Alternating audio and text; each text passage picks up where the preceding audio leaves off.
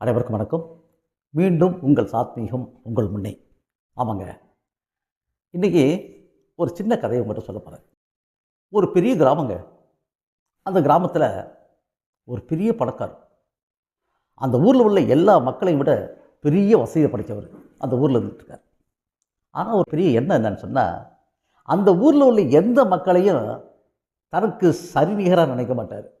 ரொம்ப கேவலமாக துச்சமாக நினச்சிக்கிட்டு இருப்பார்.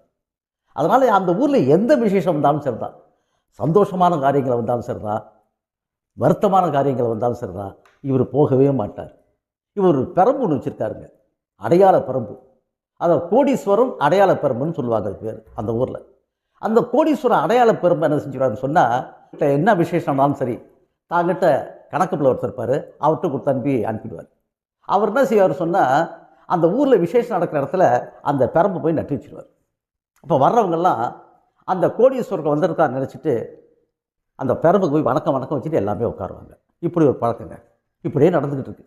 அந்த ஊரில் உள்ள மக்களுக்கெல்லாம் அவர் மேலே உள்ளூர வருத்தம். ஆனால் வருத்தத்தை வெளியே காட்டினா பெரிய தொந்தரவாகும். அதனால் ஒன்றுமே நினைக்க வருத்தப்பட்டு இருப்பாங்க. இப்படியே காலம் போயிட்டு இருக்குங்க. ஒரு விஷயத்துக்கு போகிறது, அந்த கோடீஸ்வரர் பரம்பு இருக்குது பார்த்தீங்களா, அதை மக்கள் பார்த்துட்டு வணங்குறது, இப்படியே போயிட்டுருக்கு நிலமை. ஒரு நாள் பாருங்கள், அவங்க வீட்டில் ஒரு விசேஷம் ஒன்று வந்துட்டு கணக்கப்பட்டு சொல்லிட்டாரு, இந்த விசேஷத்துக்கு ஊர் அடைச்சி எல்லாத்தையும் சொல்லிட்டு ஊரில் உள்ள அத்தனை பேரையும் சாப்பாட்டுக்கு வர சொல்லிட்டு, அவனுக்கு வேண்டிய சாப்பாடுக்கு படம் போட்டு ரகலம் பண்ணி விட்டீங்க. அங்கேருந்து யாரும் வராமல் இருக்க எல்லாத்தையும் சொல்லிட்டுருந்தார்.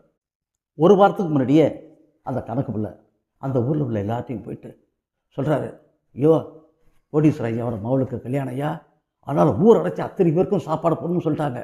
அதனால் என்ன செய்றீங்க, ஊரில் உள்ள நீங்களாம் கல்யாணத்துக்கு அவசியம் எல்லாம் வந்துடணும், ஒருத்தர் கூட வீட்டில் இருக்கக்கூடாது, சாப்பாட்டுக்கு அத்தனை பேர் வந்துடணும்னு சொல்லிட்டு எல்லாத்தையும் சொல்லிட்டு வந்தாங்க. கணக்கு கல்யாணம் 4 வருதுங்க, கல்யாணம் ஏற்பாடு ஆகிட்டேங்கிறது பார்த்தீங்கன்னா. அப்போ சொல்கிறாரு, கணக்கு பிள்ளையை கூப்பிட்டு சொல்கிறாரு, என்னையா எல்லா மக்களும் வந்துட்டாங்களா? எல்லா மக்களும் வந்துட்டாங்க. இங்கேருந்து நீங்கள் வந்து அவங்களெல்லாம் வரவேற்று வணக்கம் சொல்லுங்கள், வணக்கம் சொன்னீங்கன்னா சரியாக போடும். அப்படியா, சே அதுகளுக்கு போய் நான் என்னையா வணக்கம் சொல்கிறது? இல்லைங்க, நம்ம கூட தெரிய வந்துடுறாங்க, வணக்கம் சொல்லுங்கள். சரியா, நீ சொல்கிறதெல்லாம் வந்து வணக்கம் சொல்கிறேன்னு சொல்லிட்டு அங்கேருந்து வெளியே வராருங்க.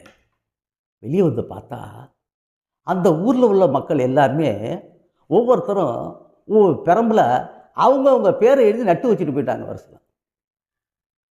வந்து பார்க்குறாரு, அந்த வரவேற்பு கூட பூரா வெறும் குச்சியான்னு கிட்ட போச்சுக்கல, ஒவ்வொருத்தர் பேர் அவங்கவுங்கன்னு இருக்கு.